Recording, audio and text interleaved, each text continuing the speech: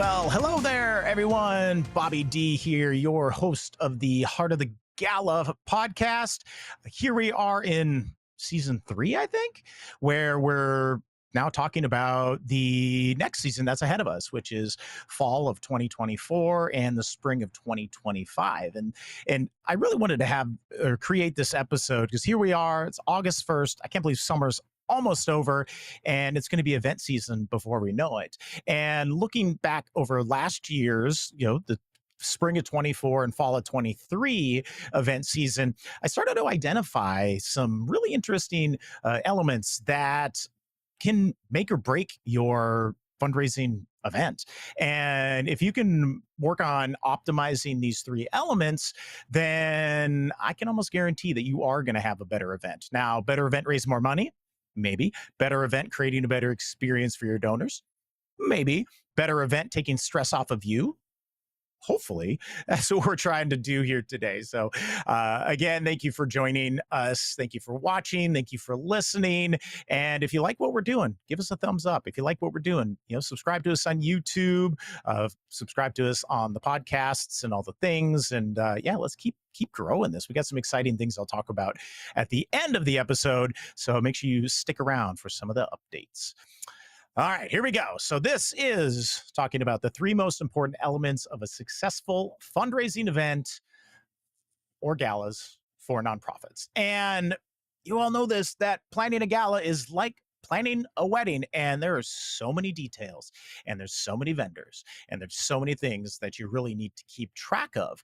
And you also need to be very careful of where you're investing your time. And we talk a lot about ROI, return on investment, time, dollars, energy, all of that, of what you're investing into that, and what is the return on that. So using these elements can help to give you an idea of where you can be focusing your energy and where you really shouldn't be focusing your energy. And hopefully you can delegate that to someone. But here we are, we're talking about fundraising and making a bigger impact with your mission. And let's focus on these 3 things. So there's the 3 elements. We do have number 1. This is the number 1 element that I've seen at successful events over the last year, which is a engaged board of directors and committee that are involved and engaged within your fundraising event. That's number 1. And then number 2, got to have a great team. All about that. Number 3, the X factor. What's your X factor? So stick around and we're going to be chatting about that. But first, our board of directors and engaged committee within the event. Now, this past year, I've been hosting what I call a unlock your superpowers. You're finding your fundraising superpowers for board members and committee members. And I've been giving this very short presentation at the beginning of some of their board meetings. And the ones that I've done this training at, we saw huge returns on investment and huge returns over what they've raised in previous years. And not only just looking at dollars raised, but also looking at average gift per donor, looking at the participation rate, engagement rate, how many guests actually gave to how many sat there and didn't do anything. And then starting to look at different heat maps of where the fundraising is coming from, tying it back to board member, all of those things. And when organizations have utilized this, again, they're seeing big results, they're seeing big returns, and it's pretty awesome. So if this is something that you're finding that you're probably lacking in, that this could be a good tool for you, and I'm happy to present that for you as well. And I'll even make you a Heart of the Gala deal. So you got to have that board of directors ready to go. They got to be armed. They got to be focused on what the whole point of your fundraising event is. And it's not just have a good time.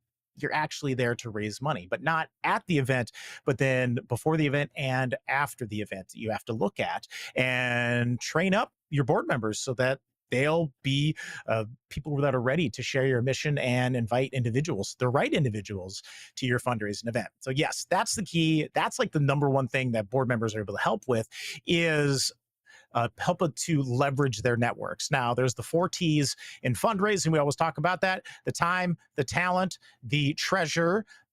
Yeah, treasure, write the check, And team is a big thing that we start to leverage that and leverage those networks, utilizing the influence that the board members have upon their networks, and how that we can utilize that influence to bring people to the table, literally bringing people to the table, whether it's potential donors, whether it's partners, whether it's sponsors. Maybe they're bringing in some really cool auction items, different things like that, that they're able to dive a little bit deeper and learn how to do these things, learning how to make an ask, learning how to get the right people to the table. Ideal donors got to have the capacity and the connection to the cause.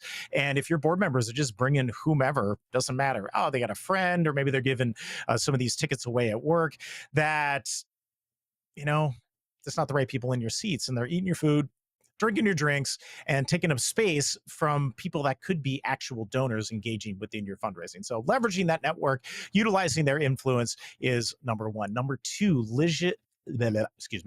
leadership and vision, helping to provide some leadership and vision, ensuring that the event aligns with the nonprofit's missions and goals. Because sometimes, I'm not saying all events do this, they lose sight of the goal of what they're actually doing. They're forgetting that this is funding a mission. And sometimes they get caught up in the theme and the roaring 20s or under the sea or whatever it might be, that they forget that this is supposed to be a mission-based event in which we are sharing the mission. We're putting a donor-centric event on that's all about the donors and their donors' experience.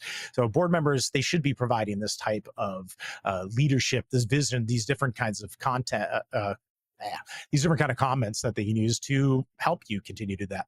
And then commitment, they got to be engaged. They have to participate with it. Whether they're participating beforehand is a key element.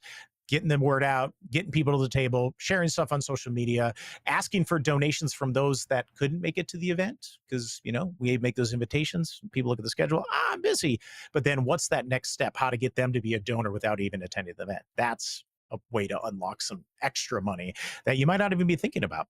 But then also that commitment to be engaged throughout the event. Now, your board members, yes, they're there, going to have a good time, but they're there. They're on the clock. They're there to help you and your advancement and your development team, to help make sure that we have as many individuals giving as possible. And when they're understand that they're on the clock, that they are to be hosts of this event, welcoming people in, making connections in the connection hour.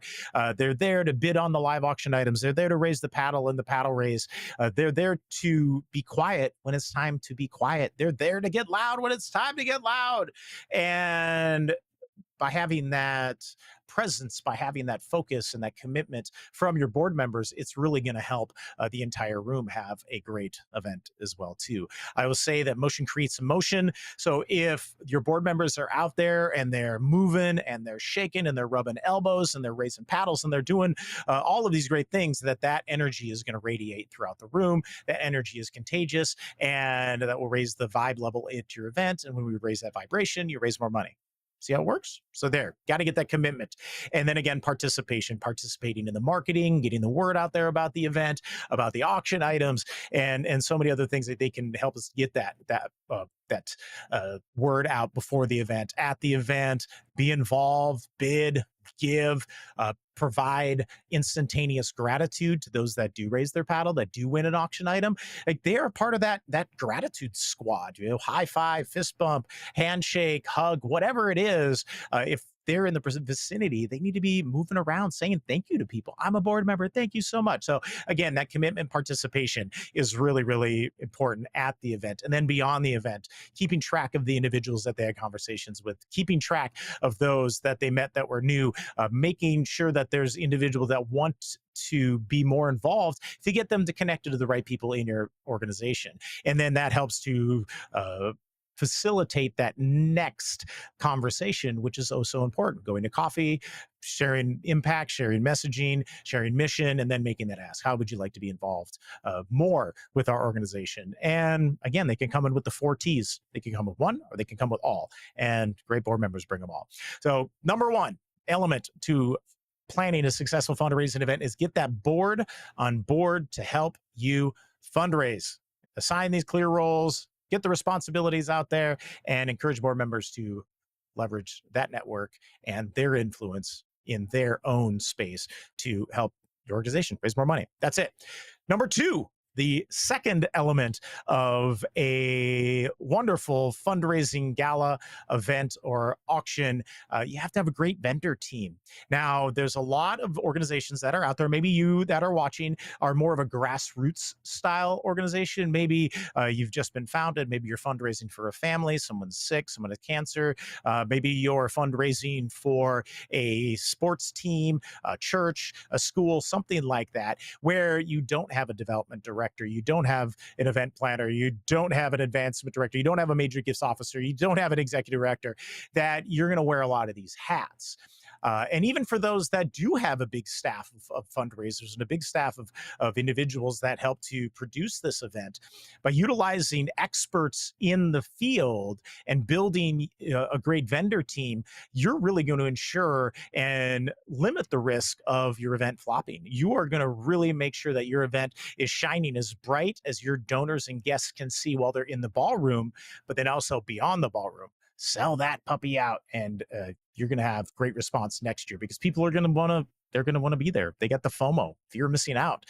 So in this vendor team, there are some great vendors that are in there. There's number one. I definitely am going to be very, very self-serving on this warning, but that's why you're listening, to get this advice. You have to have a great auctioneer and a great fundraising MC. And yes, the conversation's always out there. We don't have a budget for that. We've always got that for free, blah, blah, blah. I hear the same story over and over and over and over, day over day.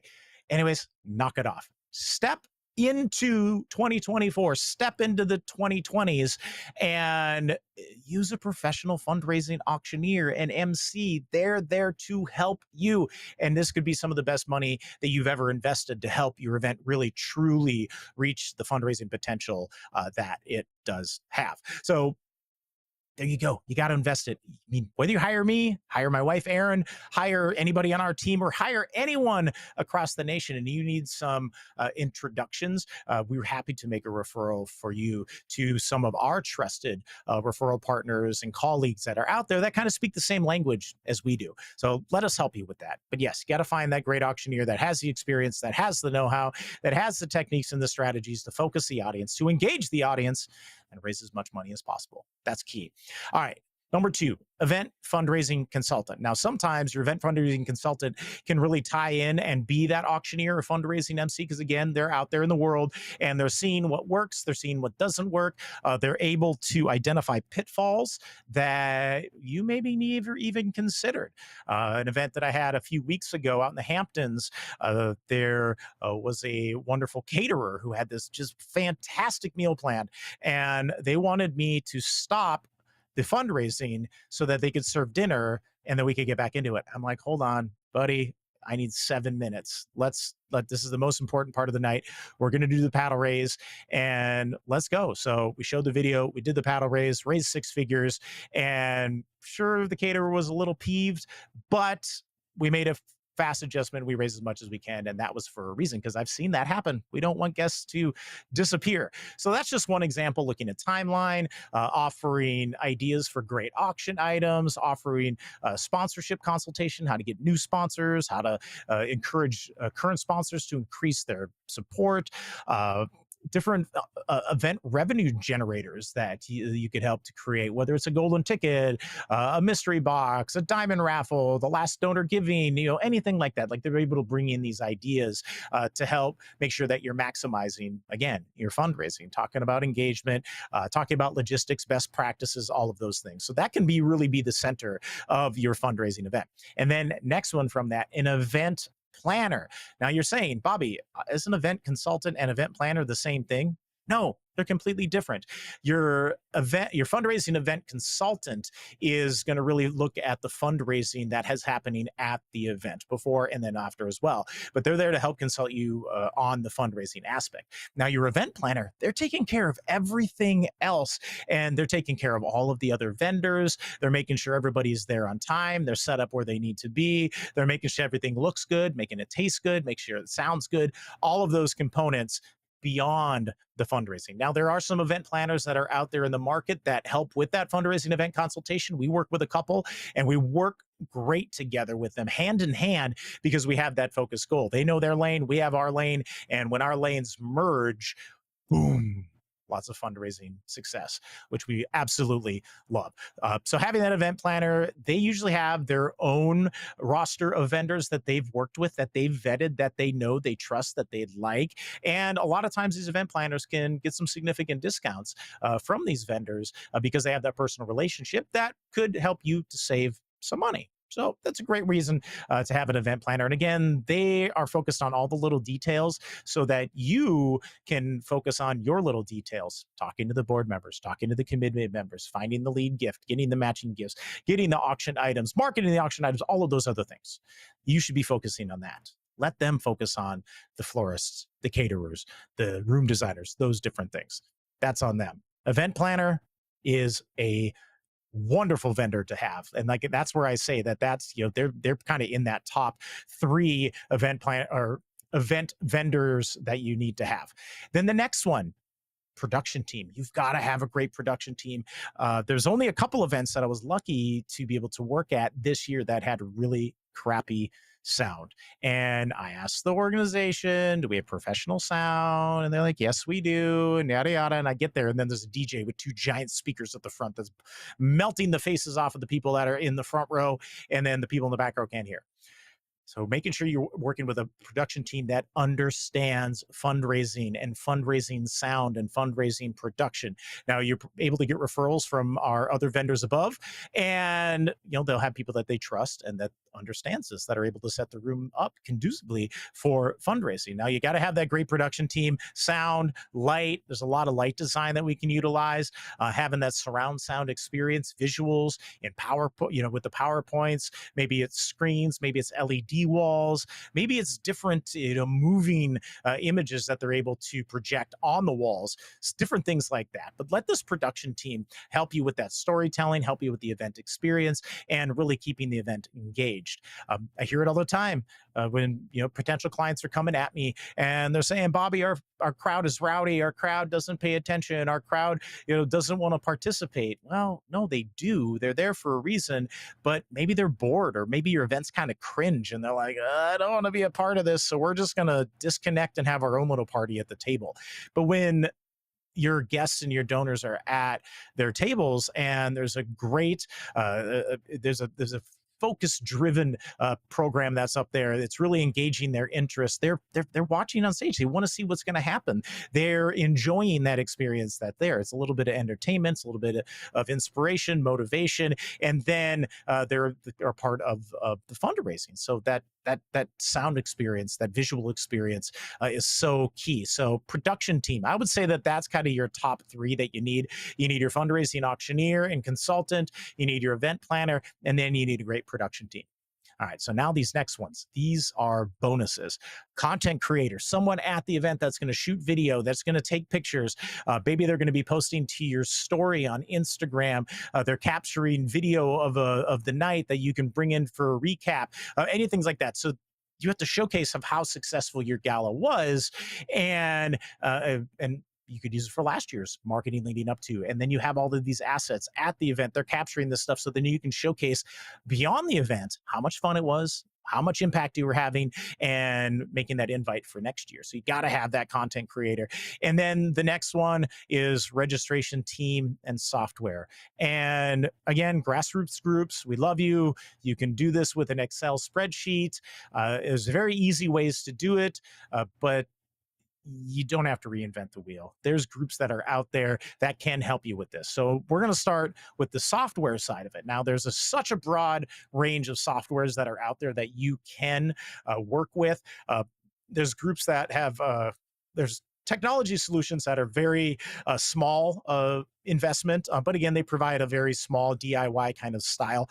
There's some that out there do it for free, but again, you know, nothing's for free. There's going to be something that you're going to be paying, or your donors are going to be paying on the backside to help cover that technology fee. Now, there's other ones that go all the way up, like thousands and thousands, but again, they're like the Swiss Army knife. They've got a lot of bells and whistles and a lot of features that some of the other smaller, less expensive vendors that they might have, the tech solutions might have, and then they might also bring in a registration team, or maybe they have a partnership with an external registration team that they're able to bring in, and then truly utilize and leverage their technology and use it for as best as possible. Text message updates, I love those. Text message comes out, go to the ballroom. Text messages go out, time to raise your paddle. Text messages go out, live auction items, different things like that, utilizing the different features of these different technologies. So find a great technology. If you need a recommendation, please, again, reach out. Happy to make some referrals with some of our favorites. And I'm looking forward to having some of these tech companies to join us this next season in the Heart of the Gala podcast to really talk about some of the neat features and cutting edge ideas that they're bringing to the table to be able to help you have a better fundraising gala and get that money in the bank, because they can raise their paddle at the event, but if they don't get the money in the bank, that money's not in the bank to help you make impact. And if you're chasing money, you're wasting time or raising more money. So do it right the first time. And having that registration team is so vital as well too. We're going to have a founder of a registration team that works nationwide as a guest here very shortly, and they're going to talk about why it's important to have an event manager, why it's important to have people that understand the event software and are able to process guests registration and get those paddles in their hands as quick as possible and create, again, an optimal donor experience. That is what it's all about. So you got to have that registration team as software, and that's your top 5 vendors that you've got to have. And then from there, you're going to trickle down, and you're going to talk about caterers, you're going to talk about vendor or venues, you're going to talk about florists and room designers and so many different other great vendors that are out there. But they work with those that are above that. But yes, those are your top 5 that you have to have. And that'll make sure your event runs seamlessly. It's going to run smoothly. It's going to create that positive experience. You're going to get a big ROI out of that. And sometimes you get what you pay for. And if you're looking to get everything for free, well, guess what? You're going to get what you pay for. Sometimes make a significant investment. You're going to get what you pay for. And if you're looking to work with A+ talent in any one of these realms, there's going to be a significant investment. But there's also going to be a major significant ROI that goes beyond that. All right, so that's your second one. An engaged board of directors and committee. You have to have a great vendor team that's going to be there to help you. And then number 3, the X factor.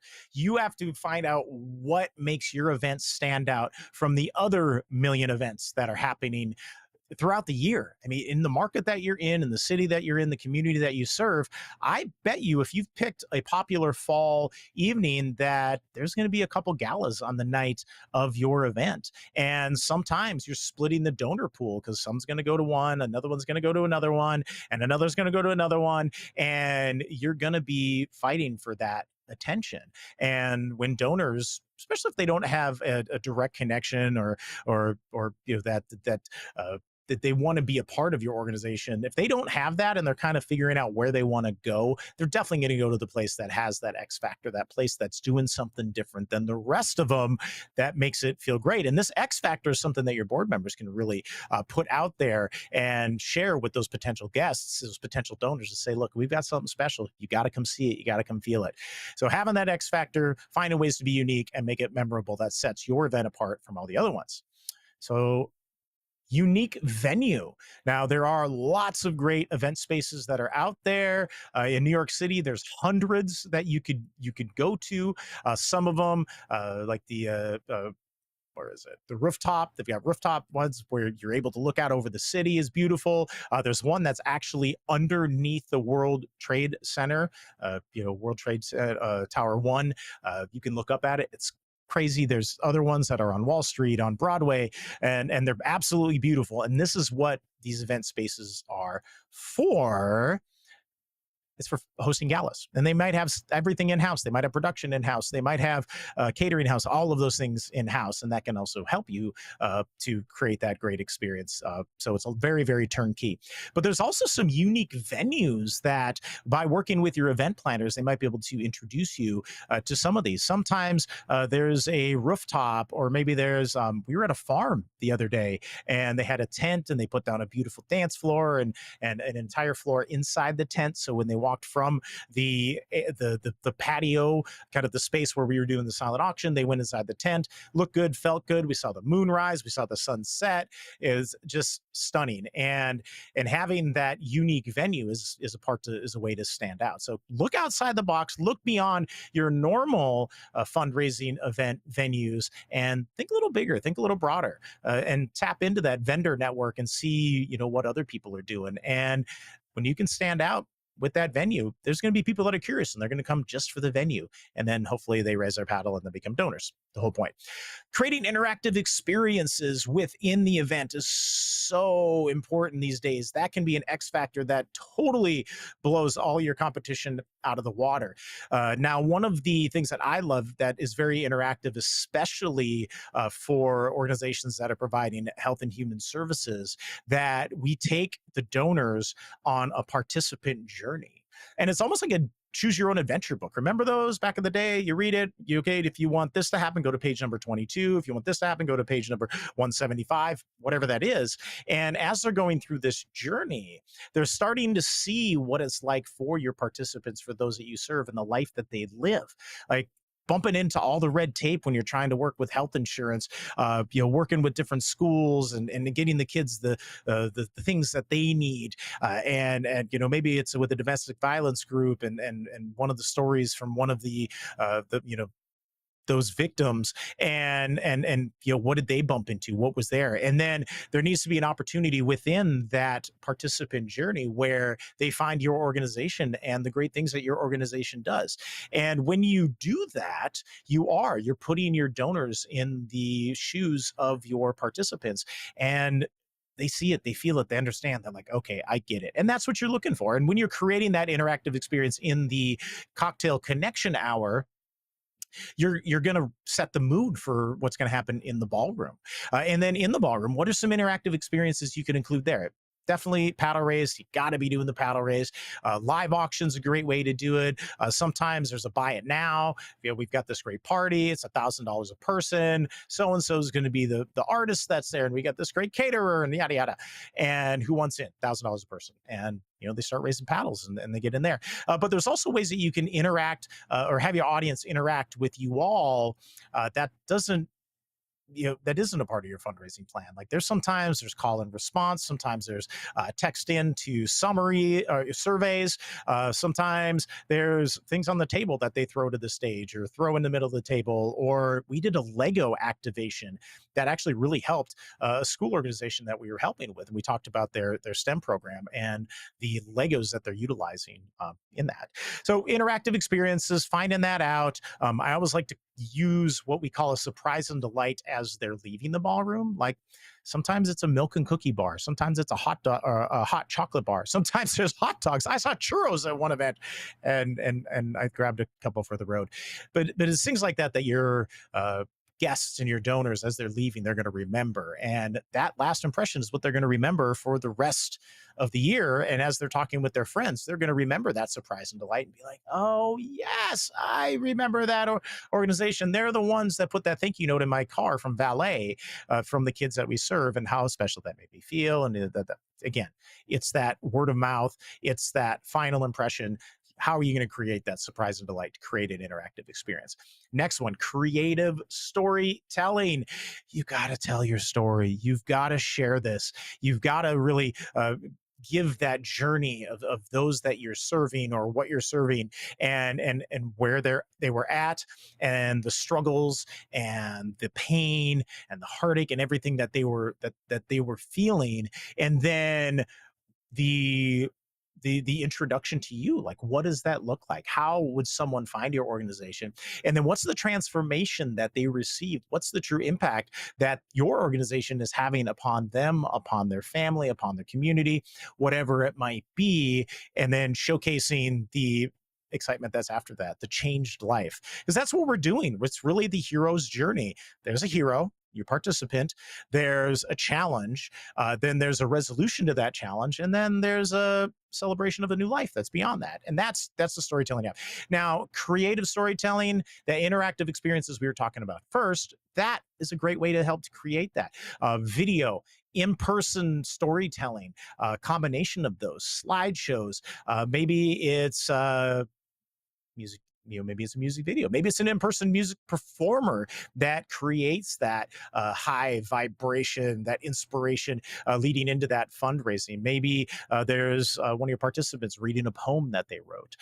So many different ways to get creative in your creative storytelling. And talking with your fundraising event consultant, your production team, they might have some new ideas of ways that you can create that interactive creative storytelling that's out there.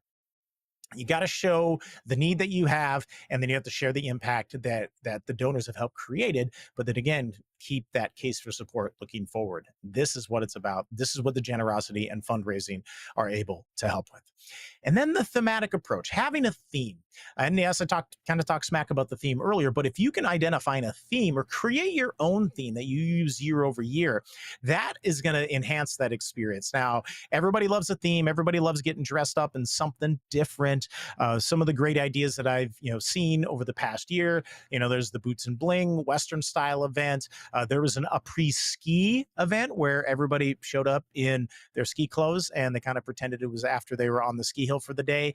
We've seen some funny golf wear, kind of wacky golf things. There's been some very high class, elegant style themes that were out there. Maybe it's red velvet, maybe it's black tie and sneakers, but different things that your guests can really grab onto and come in with that willingness to have fun, that willingness to be participated. And the first step it is with how they're dressing and kind of what they're expecting and all of that. But that strong, cohesive theme that's resonating with your cause, and then reflecting in all aspects of the event, and invitations to decor, to programming, to storytelling, all of that can utilize that theme. And when it's consistent, you're going to see a big result from that. And again, that adds to that interactive experiences, that adds to that unique X factor is what we're looking for. So yes, have that theme, have a great theme for that, so that the X factor of all of these elements before is going to make your event memorable. If you want your attendees talking about it long after the event is over, you want to instill that in their heart and their mind, that when they think back to your organization, they think back how great that event was and how great the impact they're having. Unforgettable experience, and achieving your fundraising goal is so important. And planning that successful fundraising event and gala is such a big undertaking, but you don't have to do it alone.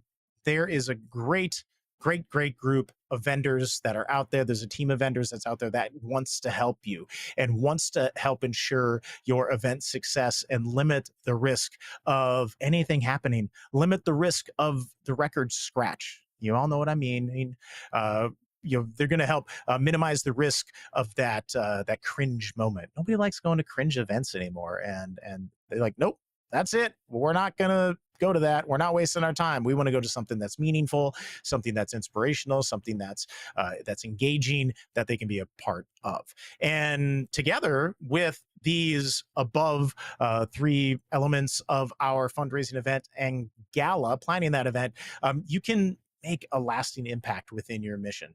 Now, that is so important to your mission and to your biggest fundraising event of the year. You got to make sure you have the X factor. You got to make sure you've got that great vendor team, and you got to get the board of directors and committee members ready to be engaged and participate in your gala or in your event.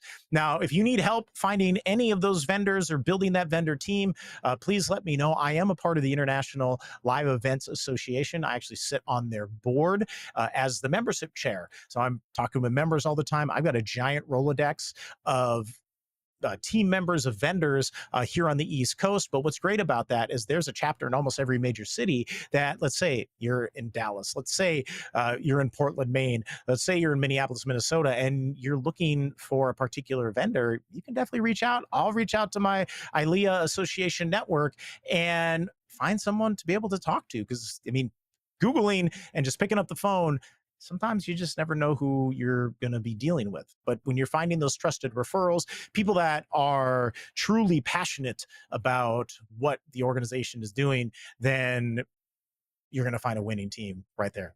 if I can help you with that. If you're looking for a great fundraising auctioneer, MC, event consultant, again, please reach out. Happy to help with that and put you in connection with the right individual that can be at your event at the right time and create that right inspiration and motivation and call to action and get those paddles in the air and raise all that money. Happy to make that referral for you. If you want to work with us, please, again, reach out. We're here for you, to serve you, to help you, help your donors have a great experience and put more money in the bank so then you can expel more impact out there in the world. If you're looking to do a free event analysis, I've got a chance to sign up in the show notes below, and we'll spend a quick 20 minutes analyzing your event, looking at your different percentages, seeing how they weigh against national averages, and offer some ideas to help you enhance it. There's no obligation, there's no charge to this, but I just want to help you analyze your event and identify some key areas that you can continue to improve upon, and want to help you.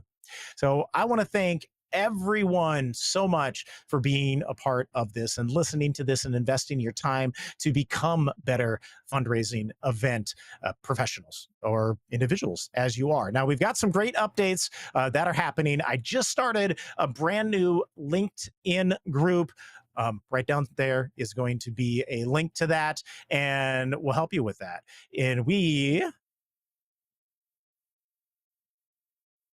hold on. Pregnant air. There it is. LinkedIn group, the nonprofit fundraising event specialist network. If you are working in this space and you want to be a part of that network, type that in, nonprofit fundraising event specialist network. It'll pop up. I am the administrator of that, and we're talking about all things events, vendors, nonprofit leaders, fundraising professionals. This is a place for us to gather. And I think we've got over 100 members already. We'd love to get that into the thousands because, again, there's that groupthink that happens and we help each other. Not competition, collaboration. All right. So that's number one. Number two, we have that event analysis that you have the opportunity to sign up for. Number three, we're getting the newsletters. They're coming out August. August is the first month of the hustle, and we're going to make sure that we get that out. We're going to send out resources to all of you.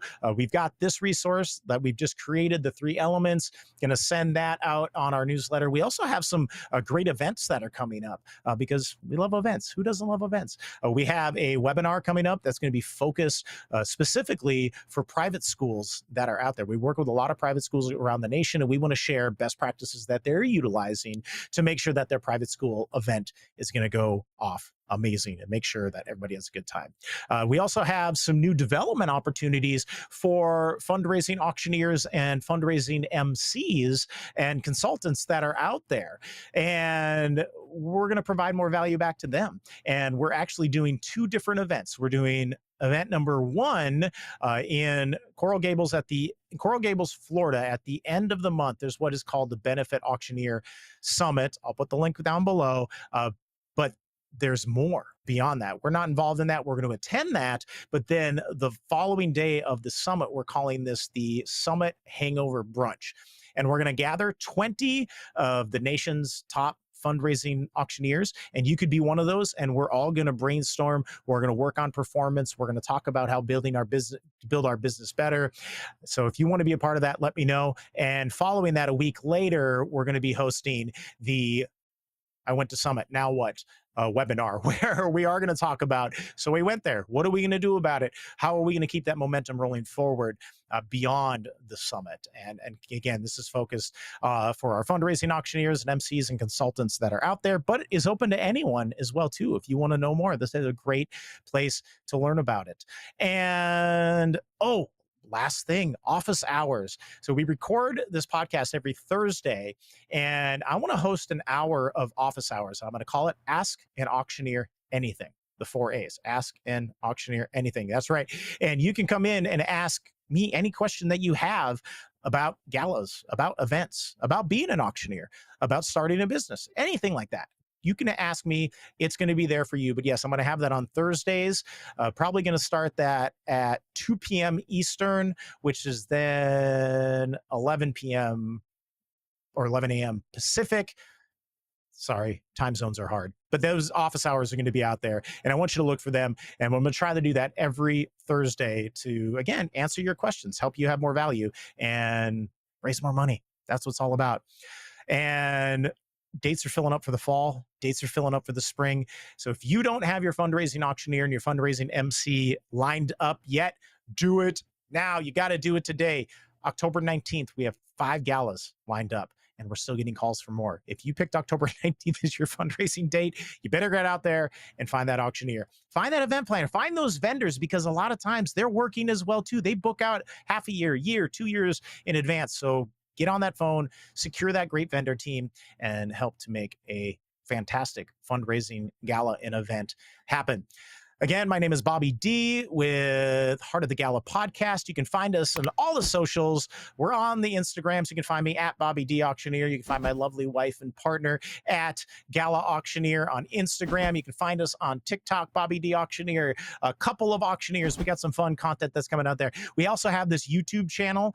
You can subscribe to the YouTube channel, and all of our episodes are on there. And you can see it. You can listen to it. You can share it. But we're also providing many more video resources beyond just the videos of our podcasts that are out there. So check that out. LinkedIn, don't forget about the nonprofit fundraising event specialist network. Please sign up for that, and go to our website, spirehearts.com, calltoauction.com, starbenefitauctions.com. We're here to serve you. We're here to help you make a bigger impact on your mission and help you raise more money to do just that. So thank you for investing your time with me. Please let me know if you have any questions.